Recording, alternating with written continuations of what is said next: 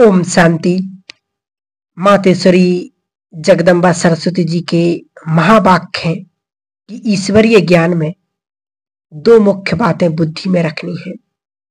एक तो इसमें विकारी कलयुगी संग दोष से दूर होना है, और दूसरी बात कि मलेच्छ खान पान आदि की परहेज रखनी है। यह परहेज रखने से ही जीवन सफल होता है। ब्रह्मा बाबा एक एक ग्राही खाते थे, शिव बाबा को याद करते थे। इस विषय पर लंदन से ब्रह्मा कुमारी जयंती दीदी का अनुभव इस प्रकार है। प्रश्न पूछा दीदी से कि ब्रह्मा भोजन किसे कहते हैं, तो कहा शिव बाबा ने ब्रह्मा बाबा के द्वारा यज्ञ की स्थापना की। ब्रह्मा बाबा का तन मन धन यज्ञ में स्वाहा हुआ। उस धन से बाबा के ब्राह्मण बच्चे जिन्होंने नया जन्म लिया उनकी पालना होती रही। ब्रह्मा ने जिस भोजन से पालना की उसका नाम है ब्रह्मा भोजन। आज भी यज्ञ में चल रहा है और हम उससे पालना ले रहे हैं। यहाँ छोटे छोटे सेंटर भी होते हैं, बड़े बड़े भी होते हैं। वे भी शिव बाबा के यज्ञ के हिस्से हैं ना। सिर्फ मधुबन, ना सिर्फ मधुबन, परंतु हाँ, मधुबन हमारा बेहद का घर है, बेहद का यज्ञ है। हर देश में, हर सेंटर में जहां जहां बाबा ने स्थान बनाए हैं उनको भी यज्ञ कहेंगे। वहां पर पवित्र ब्राह्मण शुद्धि से जो भोजन बनाते हैं उसी को ही हम ब्रह्मा भोजन कहते हैं। फिर पूछा दीदी जी, आपने साकार मम्मा बाबा की पालना ली और कई बार उनके साथ भोजन भी किया, उस समय क्या अनुभव है? बाबा मम्मा कैसे भोजन करते थे, कौन सी स्थिति में रहते थे? तो दीदी ने कहा मैं 8 साल की थी जब 1957 में मम्मा से मिली। उस समय मुलाकात हुई, प्यार मिला। अगली बार मैंने मम्मा को देखा 1964 में। तब मम्मा की तबीयत अत्यधिक खराब थी। उस समय मुलाकात ही हुई, भोजन करते नहीं देखा। परंतु 2 खास बातें यज्ञ की दादियों ने बताई। एक तो मम्मा ने अपने लिए भोजन की मात्रा निश्चित कर रखी थी। क्या होता है कि कोई अच्छी चीज होती है तो हम ज्यादा खा लेते हैं। मम्मा को ऐसा लालच नहीं होता था।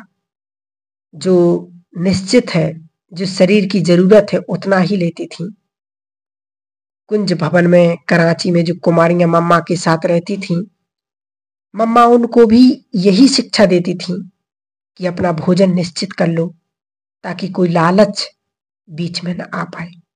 सब्जी अच्छी नहीं लगती तो हम कहें कि आज पेट में दर्द है, नहीं खाना है, ऐसा ना हो। दूसरा, मम्मा एक बार ही लेती थी, दोबारा नहीं मांगती थी। मम्मा ने थाली में लिया हुआ भोजन हमेशा स्वीकार किया है। कभी भी यह नहीं कहती थी कि इसमें नमक नहीं है, नमक ज्यादा है, नहीं। नमक ना भी हो तो भी मम्मा कभी मांगेगी नहीं कि मुझे नमक दो। बाद में दूसरी बहनें खाएंगी तो कहेंगी मम्मा इसमें तो नमक ही नहीं था, आपने तो कुछ कहा ही नहीं। तब मम्मा मुस्कुरा कर कहती थी ब्रह्मा भोजन है ना, जो सामने आया मैंने प्यार से स्वीकार किया। मम्मा की ऐसी ऊंची स्थिति थी। बाबा की याद में अथवा एकाग्रता इतनी थी कि मम्मा कोई भी बात में हिलती नहीं थी। ब्रह्मा बाबा के साथ कई बार भोजन किया, पिकनिक भी की। हम देखते थे कि बाबा के भोजन में मात्रा बहुत बहुत बहुत कम थी। अभी मैं समझती हूँ कि आयु का भी कुछ हिसाब रहा होगा जिसके कारण इतनी कम मात्रा में लेते थे। बाबा एक एक ग्राही खाते थे, जल्दी जल्दी खा लेना ऐसा नहीं करते थे। बाबा को याद किया, एक ग्राही खाई, बाबा को याद किया, दूसरी ग्राही खाई। इस तरह से ब्रह्मा बाबा शिव बाबा को अपने साथ रख करके जो भी बना बहुत प्यार से स्वीकार करते थे। इससे भी हमें सीखने को मिलता है कि कैसे ग्राही ग्राही पर शिव बाबा को याद करना है। बाबा को डायबिटीज थी, परंतु कोई बच्चे विशेष टोली बनाकर लाते थे तो बाबा उसका एक छोटा सा कोना भी जरूर स्वीकार करते थे। फिर पूछा दीदी, आपके अनुभव में ऐसा कुछ है कि ब्रह्मा भोजन किया और तबीयत ठीक हुई? तो देखो, मैंने देखा कि दादी जानकी बहुत बढ़िया भोजन टोली बनाती थी। मेरे पिताजी ज्ञान में नहीं थे, सहयोगी सदा थे। मेरी माताजी किसी कारण से लंबे समय तक भारत में रह गईं। दादी ने उस समय भोजन बना करके लंदन में हमारे पिताजी को भेजा। घर नजदीक ही था। दादी ने इतना ध्यान रखा कि 6-8 सप्ताह तक खुद का बनाया हुआ भोजन किसी न किसी के द्वारा उनके पास भेजती रही। मैंने देखा कि उनके बाद भी बहुत विनम्र हो गए, ज्ञान के नजदीक आ गए और ज्ञान सुनने के लिए भी तैयार हो गए। मैं समझती हूँ ये दादी के योगबल की कमाल थी। तो इतना प्यार करेगा कौन, उनके मन में संकल्प आया और उनका हृदय पिघल गया। ब्रह्मा भोजन का बुद्धि पर असर आया, इस कारण वे ब्रह्मावत्स बन गए। फिर पूछा दीदी से कि विदेश में शुद्ध भोजन की बात भाई बहनों को आप कैसे समझाती हो? तो दीदी ने कहा, विदेश में बाहर के भोजन में कोई ना कोई अशुद्ध चीजें मिक्स होती थी। वहां सेंटर पर आने वालों को तो हम कहते थे आप खुद पर प्रयोग करो, 1 सप्ताह के लिए अशुद्ध चीजें छोड़ने की कोशिश करो। अशुद्ध चीजें अर्थात मछली, अंडा, मीट आदि सब कुछ, और साथ साथ प्याज लहसुन भी छोड़ देने। वहां पर मीट को जल्दी छोड़ने के लिए तैयार नहीं होते थे, फिर भी पूछते हैं कि व्हाइट मीट ठीक है, रेड मीट के लिए मानते हैं कि उनका असर ठीक नहीं होता। इन बातों में उनको समझाना होता है कि मछली भी जीवित प्राणी है, अंडा भी तो आगे चल करके चिकन बन जाता है। वे कहते हैं अनफर्टिलाइज्ड अंडे को लेने में क्या समस्या। हम कहते हैं इतनी गहराई में नहीं जाओ, परंतु जो पीला पीला होता है उसमें सल्फर तत्व होता है जो तुरंत असर करता है। यही बात लहसुन प्याज के लिए है, इन्हें स्वीकार करने से तात्कालिक असर होता है। फिर वे सुनने के लिए तैयार होते। अंतर्राष्ट्रीय संघ की जलवायु परिवर्तन पर अंतर्राष्ट्रीय सरकारी पैनल बनी हुई है। उसके द्वारा हाल में ही एक प्रकाशित रिपोर्ट में बताया गया कि मीट उत्पादन और डेयरी उत्पादन दोनों बातों का बहुत गलत प्रभाव पृथ्वी पर पड़ रहा है। इसलिए सभी लोग डाइट प्लान पूरा चेंज कर रहे हैं। थोड़ा सा भी चेंज करें तो बहुत ज्यादा फर्क पड़ सकता है, तापमान वृद्धि में रुकावट हो सकती है।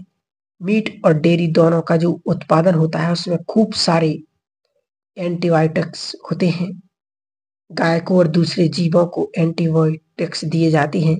व्यक्ति चाहे दूध पीता है चाहे मीट सेवन करता है, सारे एंटीबायोटिक्स शरीर में चले जाते हैं।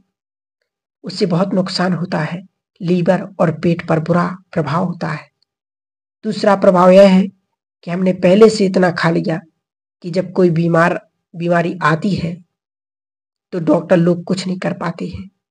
शरीर की जो चिकित्सा क्षमता है वह सारी खत्म हो जाती है।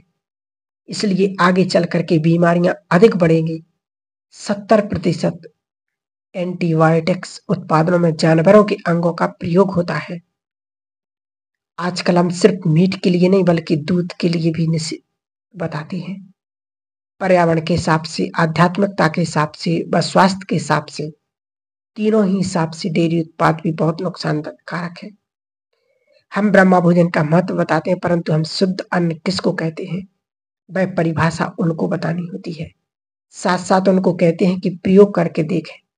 8 दिन के लिए, 10 दिन के लिए आप अच्छी वेजिटेरियन चीजें बना लो तो कभी भी नॉनवेज की कमी नहीं अनुभव नहीं होगी। वे प्रयोग करने के लिए तैयार होते हैं। उनको यदि थोड़ा भी शरीर में हल्कापन या मन में शुद्धता का अनुभव होता है तो आकर के बताते हैं, फिर वे ज्ञान मार्ग में चल पड़ते हैं। किसी बात की लाभ हानि की जानकारी होने पर उसे स्वीकार करने के लिए तैयार हो जाते हैं। तो फिर पूछा, दीदी आप स्वयं विदेश में नए स्थानों पर सेवार्थ कर रहे, वहां शुद्ध भोजन की व्यवस्था किस प्रकार करते रहे? तो कहा, मैं बहुत घूमती हूँ विदेश में, परंतु शुरू से ही हमारा नियम था यदि मैं कहीं सेंटर पर नहीं है आजकल तो सब जगह सेंटर है, परंतु उन दिनों सेंटर नहीं थे तो अपना छोटा सा पपीता साथ रखती थी। सब्जियां तो सब जगह मिल जाती थी, चावल भी मिल जाते हैं, बस एक ही बर्तन में सब कुछ डालकर पका लेते थे। फिर बाबा को याद किया और भोजन स्वीकार किया।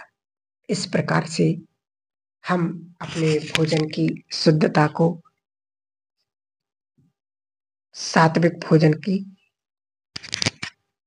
पालना करते थे। जो बाबा बताते थे उसी अनुसार हम चलते थे। तो इस प्रकार ये था दीदी का बहुत सुंदर अनुभव, जो हम सभी बाबा के बच्चों के लिए विशेष विशेष रूप से सुनने को मिला। ओम शांति।